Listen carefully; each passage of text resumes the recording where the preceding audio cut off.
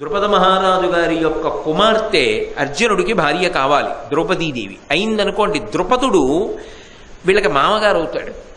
మామగారు అయ్యాడనుకోండి, ఆ కాలంలో ద్రుపద మహారాజు గారు చాలా బలమైనటువంటి మహారాజు.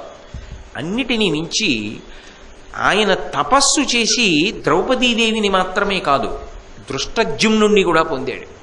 ఆ దృష్టజ్యుమ్నుడు ద్రోణ వధకు కారకుడవుతాడు. ద్రోణుణ్ణి చంపగలిగిన వీరుడు కావాలంటే వచ్చాడు దృష్టజ్యుమ్నుడు. కౌరవ పక్షం యొక్క ప్రాపున ఉంటాడు ద్రోణాచార్యుల వారు. రేపు తన కొడుకులకు పెద్ద అండ, ఒక గొప్ప వీరుడు బావమరిదిగా దొరుకుతాడు. బావమరిది ఎప్పుడూ బతకగోరుతాడు కదా లోకంలో సామెత.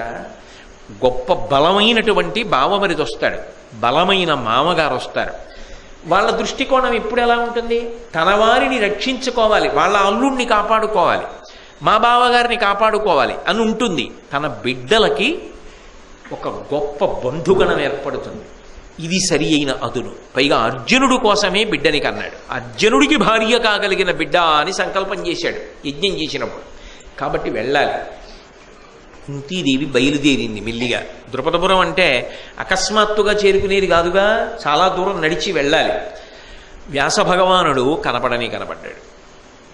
కనపడి ఒక మాట చెప్పాడు, మీరందరూ కూడా ఇప్పుడు ఆ ద్రుపదపురానికి బయలుదేరారు, అక్కడ స్వయంవరం జరుగుతోంది అని.